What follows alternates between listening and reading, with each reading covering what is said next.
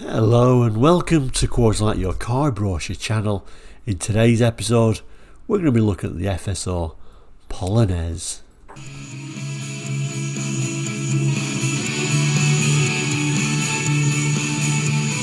Hello and welcome back to Quarterlight. Now, if you're new to Quarterlight, we're a car brochure channel here on YouTube, looking at car brochures from around the world for the 60s, 70s, 80s and 90s and sometimes beyond that as well. So if you're just in cars, car brochures, looking back at cars gone by, please consider subscribing. Anyway, back to today's episode.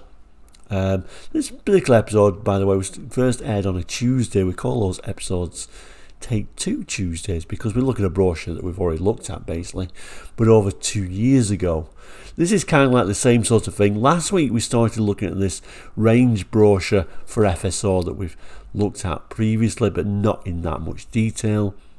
Today we're up to the second part of that episode, the Polonez, sort of like the restyled version, I guess, but let's throw that on the brochure and have a look at it. So here is the brochure, FSO Cars Model Range Brochure. FSO Cars, the right cars at the right price. So last Tuesday we looked at this car, the more aging design based on a Fiat 125, quite simply referred to as a 1300 and a 1500. You do sometimes see them actually badged 125p, but in this brochure it never really mentions that. But like I say, solidly based on a Fiat 125. So the new version, or the newer version, was called the Polonez, but it was still based on the Fiat 125p. An interesting car though, they've kind of like gone for a hatchback. They've obviously said somewhere online, saloons are a bit old fashioned now, let's make a hatchback, but still an aging design underneath all that. I think Giugiaro actually had a little bit of a hand in the styling for these, but a hatchback, and when people really wanted hatchbacks, I think was overall the idea behind them. But let's turn to the page that shows these Polonez versions. So when we open the brochure, we start with this huge introduction to all the models really, which we read last week. And if you did miss that episode, I'll certainly do a link at the end of this episode.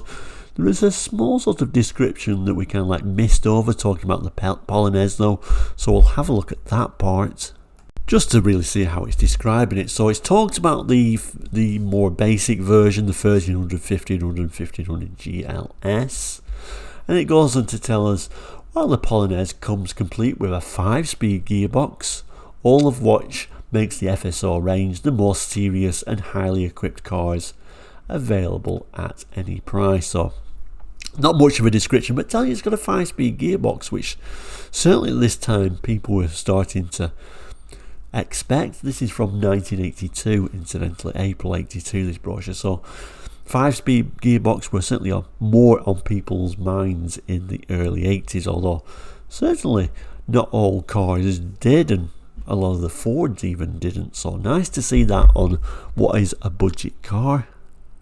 So rather interesting when we get to the Polonez on this, or the section for the Polonez in this range brochure for FSO. It's kind of like a bit back to front almost. So there's kind of like a flap here going the wrong way, and we'll have a look inside. But we'll start here where we're supposed to start, and then we'll come over here, I think. So let's see how it describes this car then. So the sleek lines of the FSO Polonez conceal a sumptuous interior. The cloth covered seats have plenty of fore and after movement, while the steering column has rake adjustment. Passengers in the rear will also find life very comfortable with lots of legroom. The well-equipped dashboard keeps the driver fully informed with clear, legible instrumentation that includes a rev counter, an oil pressure gauge and 9 different warning lights. Opened by a lever beside the driver's seat, the hatchback has a full width cover that lifts up to reveal an exceptionally accommodating luggage compartment. And with the rear seats folded flat, the Polonez is transformed in a truly practical load carrier. So when we open the brochure fully, we're greeted with some more text and some nice little images. We'll read this text first, then we'll go through these images, and this Very unusual hatch with this extremely high lip, which is very unusual. It tells us the handsome FSO Polonez looks quite a car from any angle. Outside you'll find a sleek, wind-cheating body with 4 wide doors and a practical hatchback, complete with its own wash wipe. Step inside the Polonez and be pampered by its plush interior. Settle into the richly upholstered seats. You'll find they're fully reclining with plenty of fore and aft adjustment. And the adjustable rake steering column makes it easy to find your perfect driving position. Now you're sitting comfortably, admire the fully equipped instrument panel. There's a rev counter, gauges for oil pressure and water temperature, a quartz clock and 9 warning lights. An instrument light rheostat is also fitted as a standard feature. And to save your legs, there's a hatchback release lever on the side of the driver's seat. Once on the move, you'll find the Polonez isn't left behind in the performance stakes. The lively 1481cc engine with its downdraft twin choke carburetor produces 82 bhp and a top speed of around 90 miles an hour. To make sure you stop when you want to, there's a servo assisted disc brakes all round. A 5-speed gearbox is also fitted as standard for greater economy on those long journeys. While we're on the subject of long trips, the FSO Polonez has more than enough room for the family to relax in. The full width luggage compartment cover also conceals a surprising amount of space for all your passengers' cases. And when you want even more room, you can turn the Polonez into an estate car by folding down the rear seats. The Polonez from FSO Cars is much more than a pretty face. So we peer inside and actually it looks quite nice for a budget car, I think. Very unusual headrest, which I quite like actually. Seats actually look very nice indeed. We've got a fully covered door card, which actually looks quite nice with that sort of like door pull or armrest on there as well. Doesn't look too bad from that angle. Equally, the rear doesn't look too bad. I quite like the door cards on there. I don't know what it is about it. And the seats particularly look very nice as well. Although you will note it's totally about folding the seat back, but it is just one piece seat, isn't it? So an aging design. Then a look at the dash. An interesting steering wheel actually. It looks quite huge though. Overall an interesting design. It looks quite plasticky, I guess. If we zoom in a little bit on those unusual dials, if we can tune that in. Just about. It's quite a grainy image, so even zooming in isn't clearing it up that much, but we've got a rev counter by the looks of it. We've got a speedometer, various gauges, looks like water temperature, fuel gauge and maybe oil pressure maybe, and a little clock in there as well, which is quite unusual to cram all those in. And then at the side, I presume these are like blanking places for maybe the radio. An unusual design for that hatchback, I think. I don't know many cars other than sort of like coupes that have such a high lip to lift things into. Unusual that they've got this piece on a hatchback. At this time you kind of like expect it on a saloon. They were part of like the strengthening of the car. It was much later when we started cutting these out on ordinary saloons, but on a hatchback by this time, yeah, it usually lifts this part too, but not in this case. I guess more evidence of quite a elderly design in some ways. Big rubbing strips. It was a peculiar looking car in many ways, I think. Try to zoom in on the little image of the red one in the background. The picture quality isn't the best in this brochure, but I've tried my best. But it is showing that at least we've got a rear wash wipe on there. Unusual door handles. Wheel trims on there. It's an unusual styling actually, even from the side, isn't it? I don't know how I feel about it, but then I have to remember this is a budget car at the end of the day, so you can certainly forgive it for a lot of its shortcomings. They've tried to give it that sort of modern touch though. You know, hatchback is really what people wanted in the 80s. Overall though, typical car brush, isn't it? We're going to park all these cars on this salty beach with the sea coming in. Unusual. I always wonder who gets these cars after they've done all this photography. Give it a quick wash down, sell it as a brand new car, but still probably all got salt in it underneath. I don't know. But you often see this on car brushes, so that's always the first thing that comes to mind is rust when I see these pictures. So we turn to the back page and we'll have a look at the specifications. We started looking at the specifications for the 1300 and 1500 models. It ends telling you about the Polonez, and this area which we didn't touch on last week is kind of like showing basically what you got on the different models, so we'll cast the camera over that as well. So here we go, the 4-cylinder inline OHV water-cooled engine, 1481cc, 82 bhp at 5200 rpm. We've got a carburetor, 2-stage twin choke downdraft, moving down transmission. I guess the advantage with this, or moving up to this model, is you do get a 5-speed gearbox, which is quite nice for a very basic model. Steering though, worm and roller, just giving you that idea that underneath it is still based on that 125p. Like the other FSOs though, surprisingly, discs front and rear, suspension, double wishbones, coil springs, anti-roll bar, telescopic double action shock absorbers, rear, live axle, semi-elliptic leaf springs, radius rods, telescopic double action shock absorbers. Again, a reminder that even though they've gone for a more modern design with a hatchback, it's still quite antiquated underneath. And it gives some dimensions for this model as well. Let's just have a look at the specifications in terms of sort of what you got on them. Whether this is going to work too well on camera, I'm not sure, but I'll certainly pick a few sort of key points out. So telling us they've all got side body rubbing strips, and by all I mean the 1300, the 1500, the 1500 GLS, the estate version, the Polonez and the pickup. They've all got twin headlights, they've all got reversing lights, and they've all got a rear fog light. The estate and the Polonez come with rear wash wipe as well. They all get a heated rear window apart from the pickup. They all get a lockable fuel cap.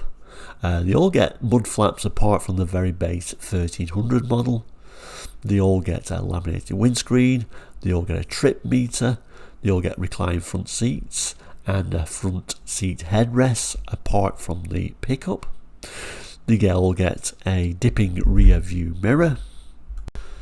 They all get a cigar lighter. Most of them get an interior hatch boot release apart from the estate and the pickup. A couple of models get folding rear seat, which is the Polonez and the estate version of the standard model. They all get full face ventilation. They all get a 2-speed fan. They all get intermittent wipe apart from that very base 1300, which is surprising, isn't it? 'Cause it's kind of saying the pickup is actually got a higher specification than the base model 1300, which is certainly a little bit unusual for sure. They all get a handbrake warning light. They all get an oil warning light apart from the Polonez. Unusually, although I'm sure that will explain by getting something different instead. They all get a battery warning light. They all get a choke warning light. They all get a door open reflectors. Most get a glove compartment light apart from the base model. Again, even the pickup gets that, so that's unusual. They all get twin sun visors. They all get a passenger grab handle apart from that base model 1300. Cloth upholstery. Okay, so that's optional on your 1500 standard model. Standard on your GLS version. And then it looks like it's standard on the Polonez. Toolkit on them all. Carpets on them all. Driver's door mirror on them all. Luggage compartment light for the 1500, 1500 GLS and Polonez. And then the Polonez just gets adjustable rake steering column, front halogen spotlights and side indicator repeater. They all get 2-speed wipers. The Polonez get an instrument light rheostat, the Polonez gets quartz clock, the Polonez gets a rev counter, and the Polonez gets a 5-speed gearbox. The Polonez also gets a luggage compartment cover. The Polonez also gets an oil pressure gauge, hence why it was the only one that didn't get the light. The Polonez gets impact absorbing bumpers. And then it ends with the GLS version, or is the only one that gets a radio, weirdly. That GLS gets a radio and the Polonez doesn't as standard. The 1500 GLS also gets a vinyl roof and chrome wheel trims, although the picture actually showed it with optional alloy wheels. And then just a reminder that this brochure is correct at going to press on April 1982, just in case you haven't seen that first video. But like I say, I will do a link at the end to look at the previous versions as well. And then we've got the full range of FSO cars between the two episodes. I guess the question is, what model would you have gone for in 1982? The Polonez, or indeed, this is actually the 1500 GLS, or the top of the range of that more basic version showing the vinyl roof. Actually, I wouldn't have gone for either of these cars, to be honest with you. I would have gone for the very base model, because I think FSO cars in general, the best thing about them really was their price. Super cheap. I think they may have been the cheapest cars in Britain at certain points in its life. So I would have gone for the most cheapest version I possibly could get, really, because I think that's where the value is in these cars. Or even maybe that pickup, if I had a need for it. That seemed to be, I'm sure that was an extremely cheap vehicle as well. So that's my view anyway, but let me know in the comments what you would have picked. I think I actually prefer the styling of the original version as well. I think it had a bit more character. Yeah, it was nice that it was trying to look to the future, saying, hold on, people really want a hatchback, and then developing this. But for me,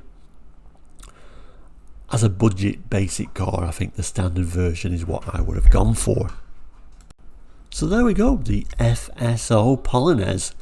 What an interesting car, no matter what you think. I don't know, is there any of these still around? Certainly would be a nice sort of car to take to car shows if there was still a few of them out there in running driving condition, because I think a lot of people now probably wouldn't even know what it was. But an interesting brochure for both models. Like I say, let me know which one you prefer, which one you would have spent your hard-earned money on. Or maybe you would have gone elsewhere, maybe you would have gone to Lada.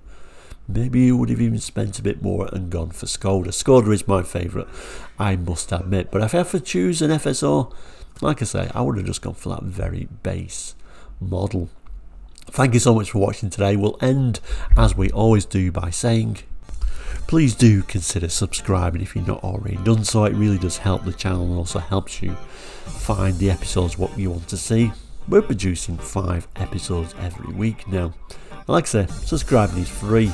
Now if you do want to contribute a very small amount of money, then you can become a member as well. I think it's just a very small monthly fee. I can't really remember how much that is, but it's very cheap. It really does help the channel if you do that, because we're producing a lot of content and every penny really does count at the moment. So I appreciate anybody who's done that. A couple of members on there already, and I really appreciate it. It does mean a lot. We're not offering members a lot at the moment, but certainly I will comment on every comment, and if you recommend a brochure, I will try my best to do that or find that brochure for you.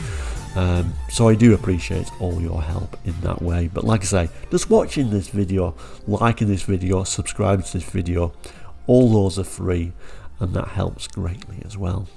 We'll end with a couple of boxes there for other videos you may want to see. One will be that older version, the 1300, 1500, 125p over there.